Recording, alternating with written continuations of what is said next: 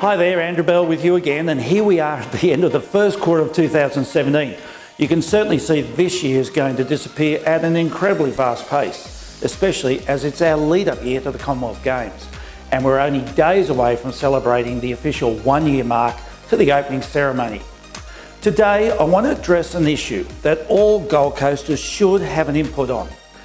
But just quickly before I do that, there are two factual pieces of information that supports much of the opinions and speculations that are floating around about the Gold Coast property market. First, everyone is of the opinion that the Gold Coast is the #1 property market for Australia for 2017. Well, to support that, we can report, as the largest real estate office in Queensland, and therefore, of course, the largest real estate office on the Gold Coast, that we've recorded the highest volume and the highest dollar value of sales ever in our company's history for the month of January, again for February, and now again in March. Collectively, this has been the biggest quarter of real estate activity and prices in our company's 28-year history. The significance of that is not just a one-off event, but 3 consecutive months of records, and so reflects the consistent strength in the property market. The second factual statistic was the results of our last in-room auctions, where some 16 properties went to auction, resulting 75% selling prior to or on the day of the auction, leaving only 4 auctions to sell, and 2 of those are almost sold. Now, this is reflecting the highest percentage success rate for an in-room auction anywhere in the country, and the highest level for a 10+ auction event in the coast's history. Both of these are real clear signs that there is great strength in the Gold Coast market. Yes, I acknowledge that our company is getting better results than any other real estate company, but you can't deny that it is also a reflection of the strength of the Gold Coast property market.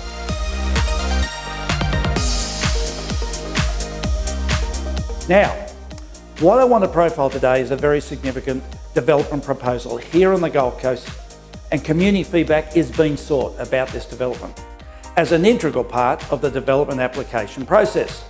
I'm referring to the development of the vacant land between SeaWorld car park and our fishing trawlers base at Main Beach along the Spit.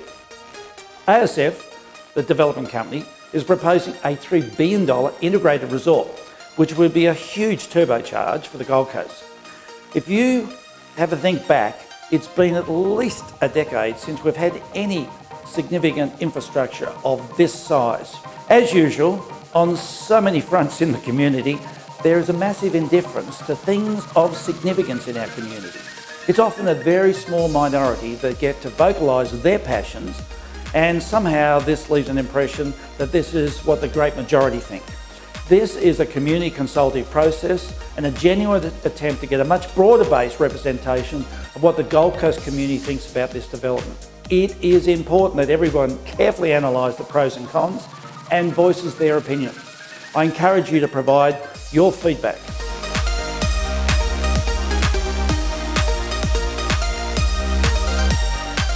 For what it's worth, can I suggest that the Spit has been an over-neglected part of the Gold Coast for a long period of time. It's clearly 2 distinct sections. The northern end, which is open space, that's largely been the domain of backpackers and the occasional visit by a Gold Coaster for a Sunday afternoon drive. No council or government have ever invested any money into developing into the great outdoor space it could be. Now, the southern end is where some development has occurred, and some beautiful assets such as the Sheraton Hotel, Versace Hotel, SeaWorld and Marina Mirage shopping centres have been provided for the Gold Coast to stimulate the Gold Coast economy in so many ways. I believe it's a win-win with a balance between development and open space. I believe this win-win can be enhanced further with this disused parcel of land being used for further economic stimulus within this precinct of development. Money from this development can then be channelled into the improvement of the open space to the northern end.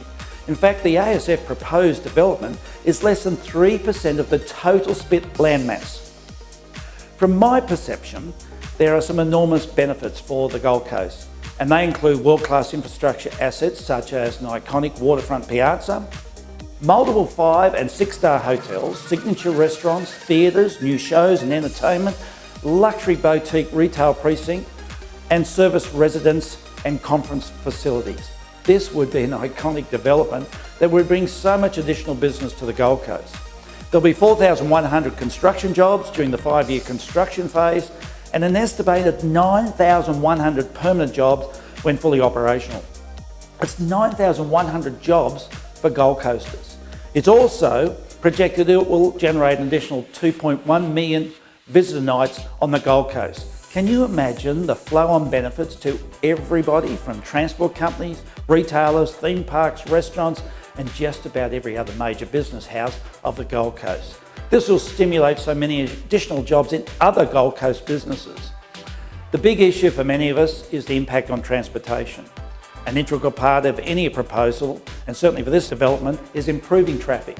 We already know the congestion that happens as a result of SeaWorld every afternoon, and so as part of the proposal, there's a two-stage traffic plan. The first includes delivery of a new bridge crossing over the Broadwater and improvements to intersection and upgrades to walking and cycling tracks, as well as encouraging public transport.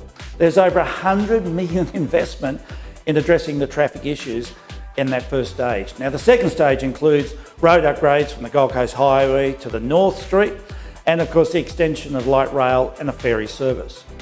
So as I say, this is a proposal that every Gold Coaster at large should be providing their feedback on. We can't have all the things we want as a city without accommodating these types of a development to keep securing our city for the future. Thank you for your time this week, and I will look forward to more news in the real estate field within a fortnight's time. See you then.